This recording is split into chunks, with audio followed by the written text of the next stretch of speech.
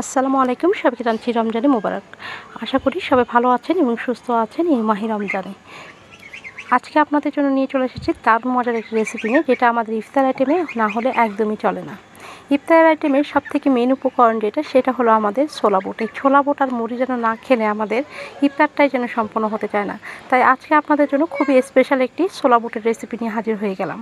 আজকের এই ছোলা বুটের রেসিপিটা দেখতে যেমন অসাধারণ, এটি খেতেও কিন্তু অনেক মজাদার এবং কি রান্নাটাও কিন্তু একটু ভিন্নধর্মী, তাই এটা টেস্টটা সম্পূর্ণই আলাদা থাকে। আপনার চাইলে কিন্তু এই রেসিপিটা একবার হলেও ট্রাই করতে পারেন, এই 30 দিনের মধ্যে একদিন হলো। আমার বিশেষ এই রেসিপিটা একবার খেলে আপনাদের বারবার খেতে ইচ্ছা করবে। আর এর জন্য কিন্তু আমি চলে আসলাম রান্না করার জন্য। আর এর জন্য ছোলা বুটটা কিন্তু আমি আগের দিন দুপুরের দিকে ভিজানো দিয়েছি, তারপর কিন্তু পরের দিন আবার দুপুর পর্যন্ত এটাকে আমি ভিজিয়ে রেখেছি। আসলে এই ছোলাটা চেষ্টা করবেন আপনি একটু বেশি সময় ধরে ভিজিয়ে নেওয়ার জন্য। ছোলাগুলো ভালোভাবে ধুয়ে পরিষ্কার করে একটা প্রেশার কুকারে আমি দিয়ে দিলাম, আর সঙ্গে দিয়ে দিচ্ছি দুটো আলু, যেটা ছোলা বুটের সঙ্গে না দিলে একদমই সম্পূর্ণ হয় না। তারপর দিয়েছি একটা বড় সাইজের তেজপাতা, 3 টুকরো দারচিনি, 3টা এলাচ এবং 4টা লবঙ্গ, আর হাফ চামচ হলুদ গুঁড়া, আর দিয়েছি সামান্য পরিমাণ লবণ। এবার দিয়েছি 1 কাপ পরিমাণ পানি, বা 1 কাপের থেকে একটু বেশি হতে পারে, তার থেকে বেশি নয়, যেন এই ছোলাটা সেদ্ধ হয়ে আপনার পানিটা সম্পূর্ণ শুকিয়ে যায়। ঠিক সেরকমভাবে আপনি পানিটা দিয়ে দিবেন, কারণ এই ছোলাটা কিন্তু সেদ্ধ করার পর আমি আর এটা কিন্তু ধুবো না। আর এখন আমি এটাকে প্রেশার কুকারের মুখটাকে বন্ধ করে দিয়ে আমি এটাকে সেদ্ধ করে নিচ্ছি। আর অল্প আঁচে প্রথম হাই ফ্লেমে দিয়ে একটি বলক নিয়ে নেবেন, তারপর এটাকে প্রায় একদম নর্মাল আঁচে প্রায় 7 থেকে 8টা হুইসেল দিয়ে নেবেন, তাহলে কিন্তু আপনার ছোলাটা অনেক পারফেক্টলি সেদ্ধ হবে। আমি প্রায় 8 থেকে 9টা হুইসেল দিয়েছি। আর এই দেখুন আমার পানিটা কিন্তু সম্পূর্ণ শুকিয়ে গেছে, কোনো রকম পানি নেই। আর ছোলাটা দেখেন কতটা নরম এবং সফটভাবে সেদ্ধ হয়েছে। আলুগুলো কিন্তু খুব সুন্দরভাবে সেদ্ধ হয়ে গেছে। এখন আমি চলে এসেছি ছোলাটা রান্না করার জন্য। এখানে নিয়ে নিয়েছি প্রায় 1 মুঠের মতো ধনেপাতা, 5টা দিয়েছি আপনার রসুনের কোয়া এবং 6টা দিয়েছি কাঁচামরিচ, আর দিয়ে দিচ্ছি 1 টেবিল চামচের মতো সাদা ভিনেগার বা সিরকা, যেটাই বলেন না কেন। এখানে আমি 1 টেবিল চামচের মতো দিয়ে দিলাম। তারপর দিয়েছি এখানে হাফ চামচের মতো চিনি। তারপর এটাকে আমি ব্লেন্ডার জারে সুন্দর করে একটা পেস্ট করে নেব, আপনারা চাইলে শিলপাটায় করে নিতে পারেন। তারপর আমি চলে আসলাম রান্নাটা কমপ্লিট করার জন্য। তার জন্য প্রথমে এটি ফ্রাই প্যান বসিয়ে দিয়েছি সরিষার তেল। এখানে আমি হাফ কাপের মতো সরিষার তেল দিয়েছি, আর অবশ্যই কিন্তু সরিষার তেল দেবেন। 3টা শুকনো মরিচ, আর দিয়েছি 1 চামচ জিরা। প্রথমে এটাকে হালকা একটু ভেজে নেবেন, খুব সুন্দর একটা ফ্লেভার বেরোনো পর্যন্ত। যখনই খুব সুন্দর একটা ফ্লেভার বের হবে তখনই আপনি এখানে দিয়ে দিবেন পেঁয়াজ কুচি। আমি এখানে হাফ কাপের মতো পেঁয়াজ কুচি দিয়েছি, আপনারা চাইলে এখানে কিন্তু আরেকটু বাড়িয়েও দিতে পারেন। এখন আমি পেঁয়াজগুলোকে খুব সুন্দর করে জিরা এবং মরিচের সঙ্গে ভেজে নেব।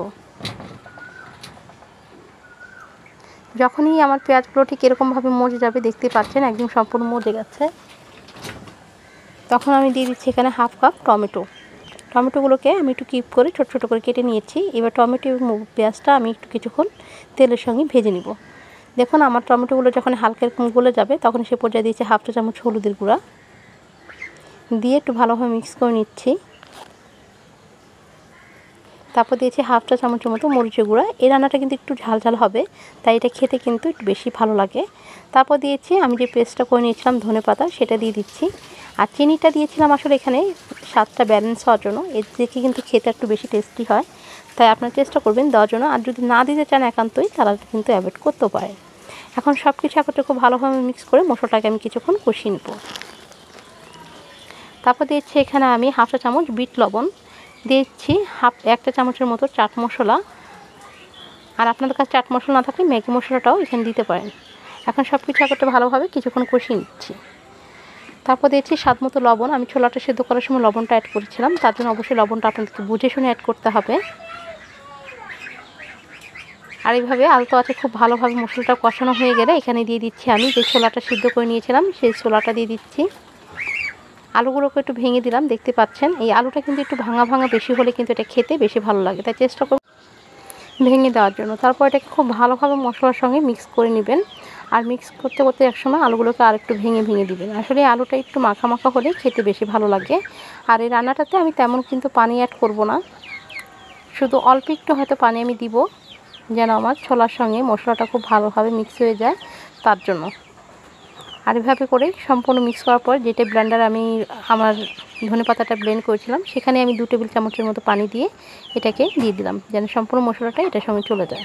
এখন খুব ভালোভাবে মিক্স করে নিচ্ছি। আর এরকম মিক্স করে হালতো আছে কিন্তু এটাকে আমি একটু রান্না করে নিব, ভাজা ভাজা করে নিব। আর আমার কাঠের খুন্তি দিয়ে আসলে হচ্ছিল না, তাই আমি স্টিলের খুন্তি নিয়ে নিয়েছিলাম। আর এভাবেই একটু অনবরত নাড়াচাড়া করতে হবে যেন নিচে লেগে বা পুড়ে না যায়। যথাযথ এখানে পানি নাই, পানি ছাড়া আমি রান্নাটা করছি, তার জন্য কিন্তু কাজটা করতে হবে। তারপর দিয়েছি 1 চা চামচ মাংসের মশলা। আপনাদের কাছে যে কোনো কোম্পানি গরু মাংস বা মুরগির মাংস মশলার যে প্যাকেটটা, সেখান থেকে আপনারা এখানে 1 চা চামচ দিয়ে দিবেন। আর যদি না থাকে হাতের কাছে, সেখানে কিন্তু আপনারা চাইলে গরম মশলাটাও অ্যাড করতে পারেন। তারপর খুব ভালোভাবে মিক্স করে নিয়ে আমি দিয়ে দিচ্ছি এখানে উপরে কিছু পেঁয়াজের বেরেস্তা। আর পেঁয়াজের বেরেস্তাটা দিয়ে খুব ভালোভাবে মিক্স করে নিচ্ছি। অবশ্যই কিন্তু এখানে পেঁয়াজের বেরেস্তাটা অ্যাড করবেন। তারপর সামান্য পরিমাণ ধনেপাতা দিয়ে, এটা শুধু সৌন্দর্যের জন্য, আপনারা চাইলে এখানে নাও দিতে পারেন। তারপর ভালোভাবে মিক্স হয়ে যাওয়ার পর কিন্তু এটাকে আমি নামিয়ে নিব। জাস্ট আমার রান্নাটা কিন্তু একদম কমপ্লিট। আর এই তো হয়ে গেল আমার দারুণ মজার এই আজকের এই স্পেশাল ছোলা বুট রেসিপি। দেখে নিশ্চয়ই বুঝতে পারছেন এটা দেখতে কতটা লোভনীয় হয়েছে। এটা খেতেও কিন্তু আসলে দারুণ মজা। এবার রমজানের ইফতার আইটেমে একবার হলো এই ছোলা বুটটা অবশ্যই বাসায় ট্রাই করবেন। আমার মনে হয় আপনাদের সবার কাছে এটা ভালো লাগবে। রেসিপিটা ভালো লাগলে অবশ্যই কিন্তু সেটা আমাকে শেয়ার করবেন কমেন্টের মাধ্যমে। আর চ্যানেলে নতুন হয়ে থাকলে চ্যানেলটাকে সাবস্ক্রাইব করে চ্যানেলের পাশে থাকবেন। পাশে থাকা বেল আইকনটা বাজিয়ে দিয়ে নোটিফিকেশন অন করবেন। সেক্ষেত্রে স্বপ্নের কিচেন ব্লগের নতুন নতুন রেসিপিগুলো সবার আগে আপনার কাছে পৌঁছে যাবে। আর যারা অলরেডি কাজটা করে নিয়েছেন তাদেরকে অসংখ্য ধন্যবাদ। দেখা হবে আর নতুন রেসিপি নিয়ে। এই পর্যন্ত ভালো থাকবেন।